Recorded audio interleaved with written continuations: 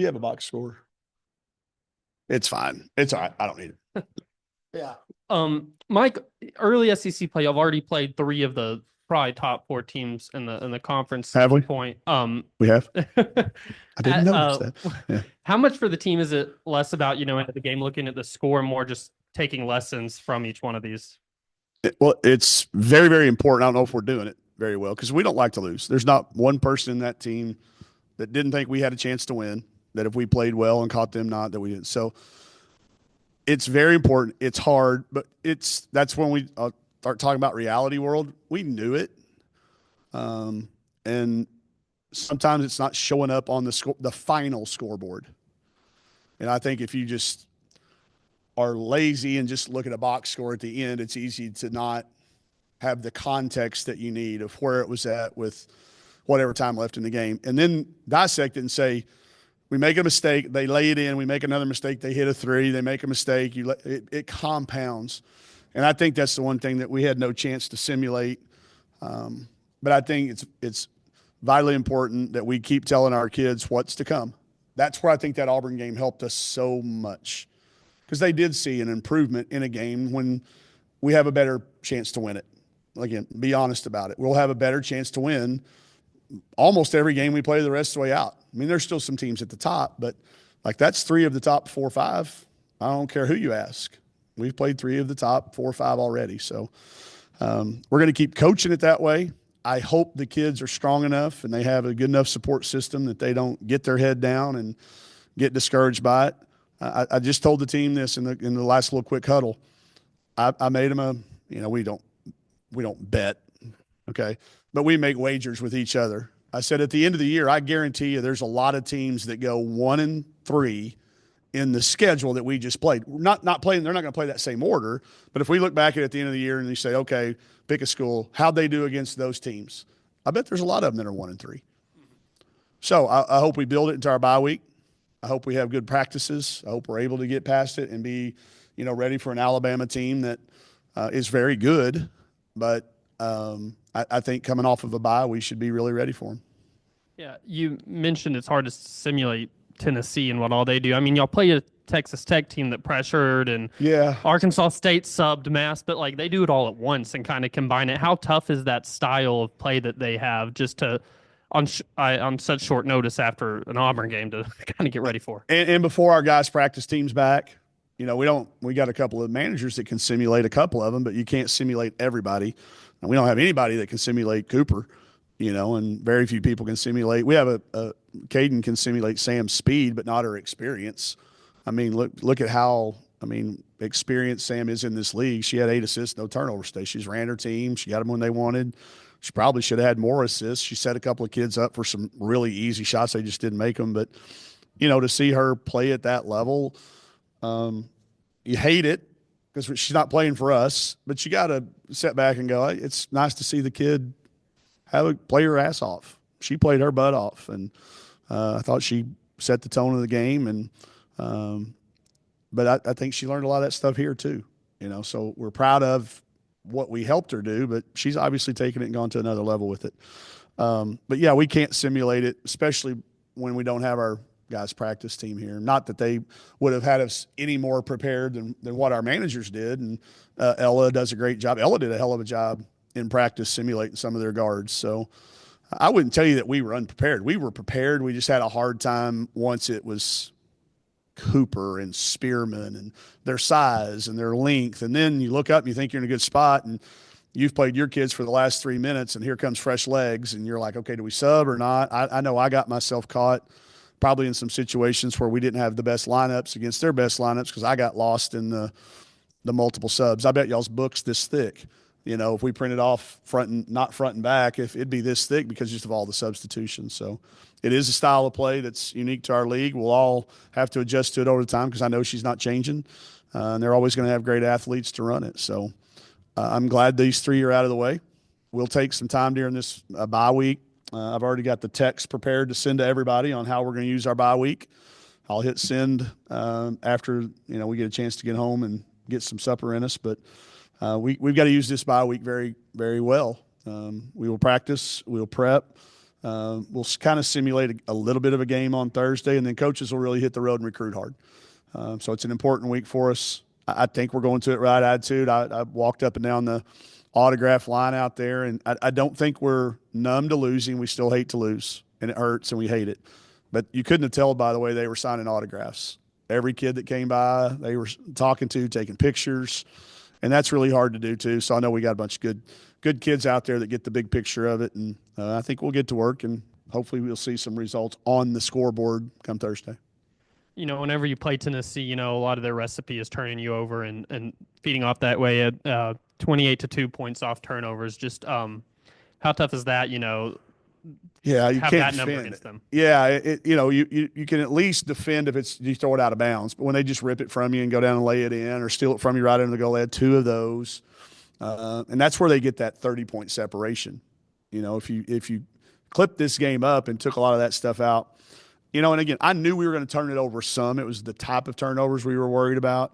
And then they come in bunches. They got us at the end of a couple of quarters when you're fatigued and you're kind of maybe with a lineup you hadn't played, or, I'm always reluctant to take Izzy out, but you can't expect her to play 40 minutes at that pace, and you just can't. So they had some moments where there were some quarters, they went on 8-0 run, 6-2, it kind of got away from us with the separation. So I think that's got a lot to do with them, though. I'm not faulting anything we did or anything our kids tried to do. It's just credit to Tennessee for how well they're playing, how you can hear them out there talking. They're all bought into their roles. They all coming out, checking in, checking out, telling you who they got. If they were unhappy, they wouldn't be talking to each other. They're obviously bought into the system, and it's working really well for them. I guess minus the mass substitutions, did this Tennessee team maybe remind you of kind of how you like to play in years past, in a way? Damn it, I knew you were going to say that. I knew Daniel would be thinking along that line. We've had some teams like that, yeah. Yeah, when we were deep enough and we had, the personnel to do it, it's a fun style to be able to play. I've never been one that's could cut loose and go 5-for-5 subs. That was new. Like, I'm not there, but the more you watch them, and we'll see how it works out over time. But right now, those kids seem to be bought in. They went in the portal and got 4 or 5 kids that everybody in the country wanted, and they believed in it. They bought into it. That, hey, I may not play 30 minutes, but when I'm in there, I'm gonna be on a good team, and I'm gonna get to play hard and play loose and free. So. Yeah, we've had teams similar to that, maybe not to that extreme of it, but it's going to be a fun study. I'm going to be studying how they do in the rest of the season, and when they get in the NCAA tournament, how it stacks up. It'll be fun to watch. I guess Coach Caldwell was in here talking about the jump that kind of Izzy has made from, Arkansas State to the SEC. I guess from your perspective, what has allowed her to kind of transition so seamlessly? Her drive, her just desire to do it. Like, and I give Robin and Missouri staff a lot of credit for coaching her through that freshman and sophomore year. It's always hard. I mean, it's hard to coach those kids through those first 2 years, and they stayed with her. They developed her. They worked with her. She got better. She got competitive. She got in the best shape of her life. Then she goes to Arkansas State, where she gets to play really loose. She got the ball in her hands, and she had to make decisions. And I think that was, what Desiree and their staff did there, built her confidence up. And then obviously time and place for us, we needed somebody to come in. And I didn't think that the consistency would be there, honestly, until I got her in the gym those first couple of days. But then you just get this drive about her. She's got a knack for focusing in that not many players I've ever been around have, and she's got it. And she wants to be a Razorback. She wanted to be a Razorback so bad, and she takes it so personal. And that's why she's fighting through the pain. And I mean, she was pissed when I took her out tonight, and I love that. I was like, she goes, "We have a bye next week." It's like, yeah, I know, but so I just think it's her drive.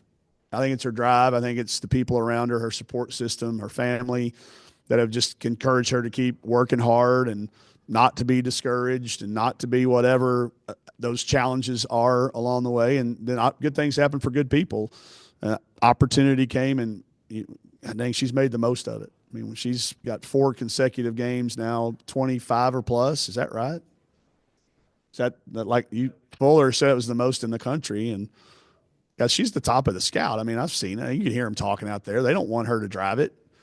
And unless I know she drew 12 fouls against a team like that, I mean, that team was really trying hard. So But I credit her drive and her family, and then the people in the past that have worked with her, and then her coming here and fitting in, accepting the challenge that was going to have, and the role that we've asked her to fill. It's not an easy role to fill. It's a lot of pressure every night to know that we're counting on you for 25 plus, you know. So, but to do it efficiently too, I think Coach Todd keeps a stat about field goal points per field goal attempt, and she's like almost a full point ahead of Dungy, and Dungy was as efficient as scorers we've had. So she's on pace, and I don't think anything will stop. I think teams are going to keep giving her the top of the scout treatment, and we'll keep trying to find her ways to create a little bit of space and give her an opportunity to be aggressive because she makes us all better. There's still times I think she's got to trust her teammates and kick it out, and she keeps learning from those every game. She'll make one or two more plays a game, but she's starting to see that that'll help her and us to make the right play, and we're going to keep coaching her hard because she's got more aspirations, and we're going to keep holding out that this 5-year deal does get passed, and she doesn't have to say bye at senior night. I don't know if y'all are tracking on that or not, but there's some talk about 5-year kids with that junior college eligibility. So, And then I guess we've talked about Danica's strength and just pure strength. I think she like pushed someone over in the first half. Is that something where she's just really raw given where she came from, and you're seeing her slowly kind of get there? Yeah, and with her and Pena and Fiend, everybody, all the freshmen, Jada, everybody, we're not wanting to put them in any positions yet that's going to break them for the future. You don't want to ever do that to a kid, especially a kid like that that's got such a great attitude and a desire to be coached and learn. She does not know her own strength. She is incredibly strong. But I like to see her physicality. I want to see it more often, to be honest with you. So I think she'll learn it. I think she needs an off season. We didn't get them here early enough. The international recruiting, the one thing about it, it's hard to get them here for the summer session. But I think this is a kid we'll look at, she and Vera both, and just next year we'll look back and go, there were signs of it that you're talking about. We'll see it blossom a little bit more after they've had a summer to work on it. A very specific question about something in the game. I was confused. Y'all had one, you needed all 10 seconds to get across the court against the team. There was one inbound that y'all got with 29 seconds, and I was just confused. Why was a second taken off before y'all ever got it in? Yeah, because it got tipped. Like if there's a tip or a kick or a clock, they didn't start the clock. Uh-huh. And that's a pack issue, so they have to have a tick off. That's Okay. why. Okay. And like at Texas the other night, it was 2 seconds. And I was like, well, they said, well, we round up. It could have been 1.9, but it shows. I'm like, okay, well, it's a rule, and the officials administered it right. We have to, as an association, do a better job of giving them some ammunition to go back and make a correctable error and say, hey, and we'll get on that. I'm on some of these committees. We'll get on that to get that, so they don't have to call it that way. The one that confused me was the one I thought we were going to get the ball with 0.9 seconds left, but they said Sam had established control, and then we tied it up. Yeah. So, like, we're running an inbounds play thinking we got to score in 0.9, and I look up and we got 29 seconds. So, but, yeah. No, and on that one, Lyndon Polk, who I've known for 1,000 years, said it was his fault. He started it early or something. So I yelled at him kiddingly, but we were joking. But to that point on the getting the ball down the court against Tennessee, how hard is that whenever you're playing that pressure that you really got to be thinking about the 10-second every single time? Yeah, every single time. And I think we had one that was rushed. But when I start talking about stealing practice time, we put in yesterday in practice kind of variations of we got 4 seconds to get it across, 1 second to get it across. So they stole our practice time. They stole 10 minutes of our practice time during our preparation, having to work on that possible scenario in case it came up, and it came up. But I thought our kids executed it. We, for the most part, did fine against the full court pressure. I felt like it was more the half court stuff, and after we would break it, they're really hard to organize against and run your, like look over me and me call a play and us get in the right spots. They're really hard to do that against. So it disrupts your flow. They disrupted us. But I thought some of the half court decisions, and I chalk them all up to fatigue. They were very well prepared with the scout and everything that we had done. But I think the fatigue of the back-to-back, I hate playing them on a Sunday on a noon game after we've had a tough time of traveling. It's no excuse, but it's a reason that you do get fatigued.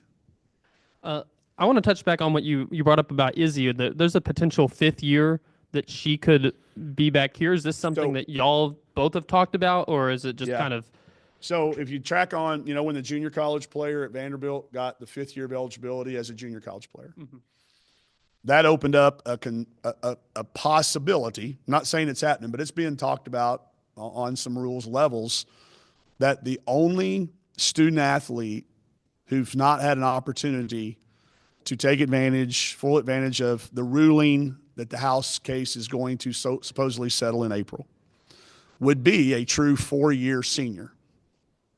That's Izzy. And there's a bunch of them across the country. Samara? Sam. Yeah. Yeah, for them, there's a bunch of kids at we've looked at rosters that if the NCAA, if the rule is changed and is passed that 5 to play 5 comes in, okay, and you can Google it, it's out there. There's plenty of talk about it. 5 years to play 5. That's something that's being talked about. If they put it into effect now, they would have to give these kids the possibility of that. I'm not saying it's happening. But I know that there's a potential with the way lawsuits are working. So I'd be crazy not to be looking at that as a possibility, right? I mean, if it does happen and it's being talked about, you start looking at our roster and what it would look like. And I'm certainly not going to give her the opportunity to say, I'm not going to. I was dumb one time. I'm not going to be dumb twice, and I'm going to do everything we can do to try to keep her. So I don't know that it's happening, but I know it's a possibility, and I know it's our responsibility to have the best plan that we can in place. So I'll let y'all dig on it and see if it's really going to happen, but it's out there. It's being talked about. But it would affect a lot of kids. But it'd be that specific subset of a kid who's not been a red shirt, they've not had an opportunity to play that 5th year. If they pass that and make it immediately active, make it an immediate rule, those kids would be the only group of kids that wouldn't get a chance to have done that. So it would create some interesting conversations, I think. So I'll be doing my best recruiting between now and the ruling on that. Yep. All right. Yep. Lunch week.